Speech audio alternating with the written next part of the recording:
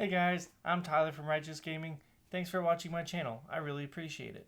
If you haven't already, please subscribe to the channel. We're trying to hit 500 subscribers so that we reach that next rank up with YouTube. Boy, what a day it's been for spoilers in the Flesh and Blood community. We got the announcement for the next set, we got the classes, we got the talent, we got the heroes, and there's just a lot to talk about, so let's just jump right in. First, we got a new ranger, and we learned that pirate is the talent, so we got a pirate ranger, a ranger that creates harpoons and seems to fire harpoons at sea monsters. We got a mech that's going to create these golden cog tokens, and the mecha also relies on this crank mechanic. And finally, we got our first new class in over 2 years. We got a necromancer, which I think people are most excited about in this set. I know that there's already people messaging me wanting to buy the highest rarity play sets of Necromancer cards, and I think that the Necromancer is going to carry this set and it's going to help High Seas do really well. So today we're going to talk about the market reaction to the new announcement for High Seas. We're going to talk about the spoilers that have been released, the specific cards, and we're going to talk about predictions for reprints coming up in the set. So first, we're going to talk about the market reaction. There's been a few cards that have been moving a lot today. The cards that have almost doubled or even tripled in price. The first of those cards is Call to the Grave. Now, when you look at Mr. Gravy Bones, the new Necromancer, you can see that he wants to play blue cards and that he wants to fill up his graveyard. Well, Call to the Grave fits exactly those two things. It's blue and it searches your deck for a card to put into your graveyard. It's essentially a tutor. It's going to presumably be run in all Necromancer decks. And so this card is shot up from $10 all the way up to $45 at its peak, and now it's back down to $40. Second card we're looking at is Anaphylactic Shock. The non-foils went from under $1 all the way up to $5 now. The EAs went from $30 all the way up to $100. So why is this card shot up even though it's an assassin card? Well, we can assume that the Necromancer is going to have allies based on the text that has been given in certain cards, and we can assume that they're going to be maybe skeletons or some sort of pirate allies, and the assumption is that they're going to have 1 health, and so anytime that one of these zombies or skeletons or whatever deals damage to you, you're going to be able to kill them all in one swipe at the end of your turn with Anaphylactic Shock. Next card, there's a lot of gold synergy in this set. Every hero has something to do with gold tokens. And so Pay Up, a generic Majestic that interacts with gold tokens, has gone up from $4 all the way up to $25 today, down to $20. And finally, Crown of Dominion, that gives you a gold token at the start of the game. Started at $50 this morning and is now up to $80. All these cards are probably going to be decently playable in the next set. And I can expect that these cards are probably going to stay high. They're going to go down a little bit. But let's talk about that. Let's talk about where these cards and where other cards are going to be in the next month, 2 months, and then on release. And so let's try to figure out when the best time to buy these cards are so that we can have them for when High Seas comes out. Well, if you look back to the first video I did talking about how the Flesh and Blood market works, how cards go up and down in price, I'm going to be referencing that video a lot, so if you haven't watched that video, please go watch it. I'll link it in the description. But the best time to buy was yesterday. Yesterday we didn't have announcements, we didn't have cards going up in price. And so if you missed that already, when's the next time that it's going to be okay to buy cards? Well, this wasn't a shock to anyone. This announcement, these spoilers were not surprising. So cards have been going up recently, but this announcement just further exacerbated that. And so there are 2 types of market movements that we can see happening right now with the Flesh and Blood cards. The first market movement is that there's a big spike, and then there's a decrease over time, a downward trend as more copies start to populate the market.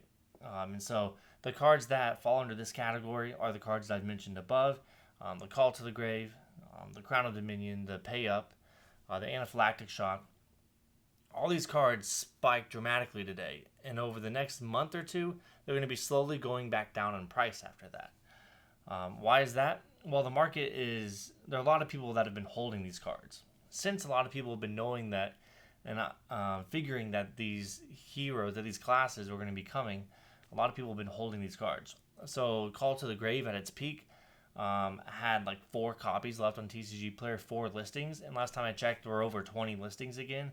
And so a lot of sellers have been holding Call to the Grave so that they can populate the market again when the price is higher. And so this is going to cause a downward trend from these cards that have spiked a lot, because a lot of copies are coming back to the market for these cards that weren't there already. The second thing that could happen with cards is that there's a slow and steady increase before either a spike or continued demand. So the first one, big spike, slow downward. Second one is just kind of a continual line up. These are going to be cards that are going to be playable or are presumed to be playable. Decent staples for these classes, generics that interact well with them, and so these cards are just going to keep going up in price a little bit until we determine when spoilers are gonna come out. And so these are going to be cards that are class specific or generics. The Ranger cards like Seek and Destroy, 3 of a Kind, Remorseless, cards that haven't quite seen the sales data, quite seen the demand and the price increase a whole lot. There's going to be mech cards like Crank cards, like Heist, that deals with items, Fast and Furious, Pulse Wave, Harpoon, could all be decent options here. And then there's not a whole lot of Necromancer options when it comes to this category. Maybe some blue generics, maybe Rotten Remains, maybe Pursuit of Knowledge. So a couple of these cards might be seeing play soon. But there's just not a lot of options for Necromancer right now. So when is the best time to buy these cards?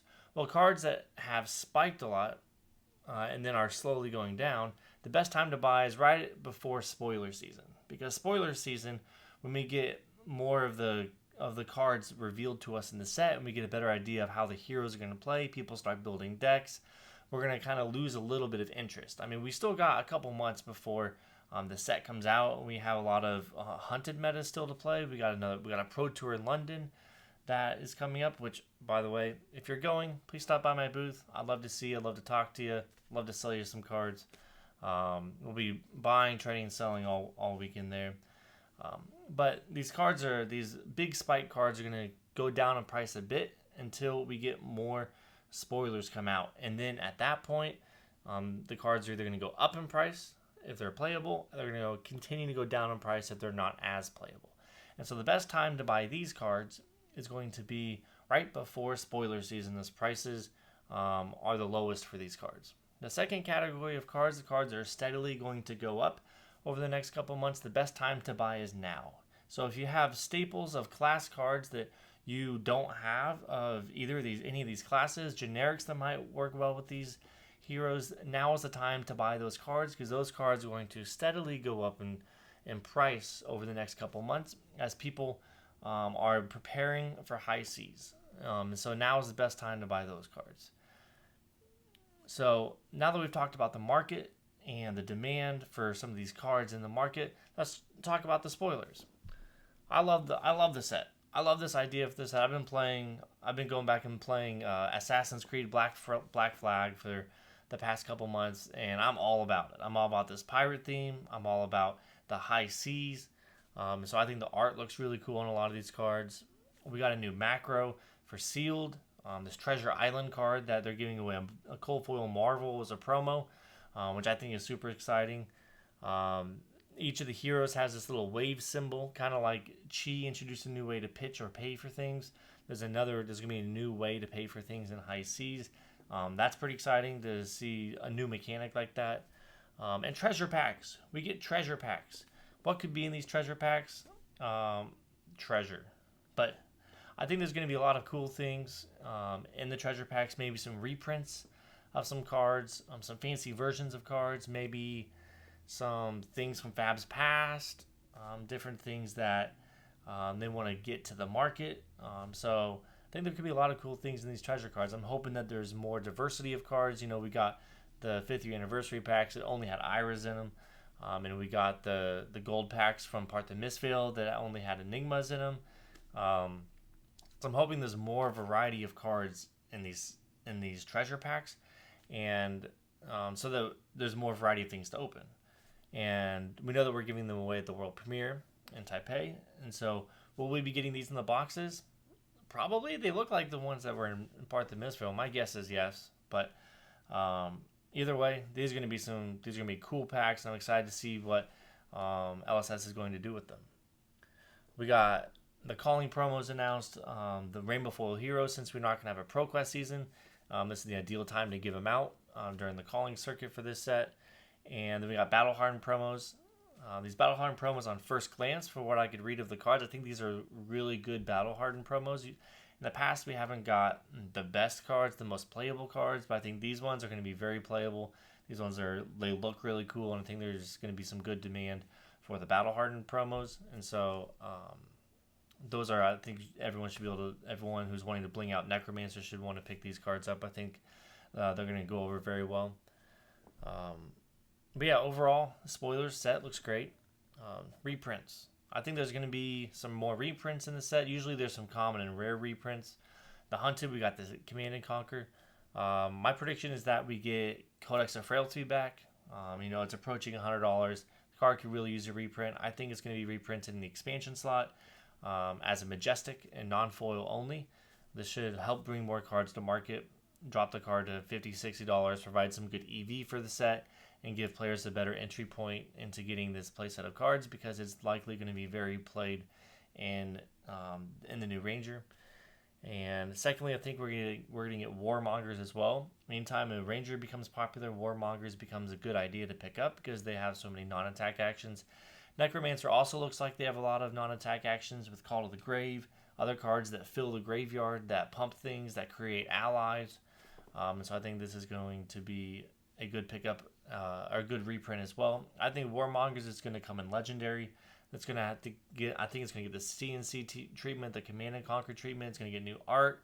It's going to get an extended art, because we don't have a flashy version of Warmongers yet. We have a flashy version of Codex of Frailty, but not of Warmongers. And so I think we get a brand new Legendary Warmongers in this set. Maybe a Fable, but probably not. The Fable is probably some sort of lost treasure thing at the bottom of the sea. That could be it. But yeah, and final thing, I think we're going to get reprint. I think we're finally going to get a reprint of Sink Below. Sink Below is kind of like sinking below. I think it's like under the ocean, below the ocean, sinking. I think that we finally get a Sink Below reprint. Drops the card from $3 for a common, probably down to 25, 50 cents. But it's going to give everyone a chance to get a cheap playset of the card. So, but that's my predictions for the next set. That's my take on what's happening in the market. If you guys have any questions, please let me know. Let me know also how excited you are for the set. What are you looking forward to? Is there a hero you're wanting to play? Is there things that you wish LSS could be doing with this set? What are your predictions for the set? I'd love to hear your takes, and I'm really excited to see where they go on with this.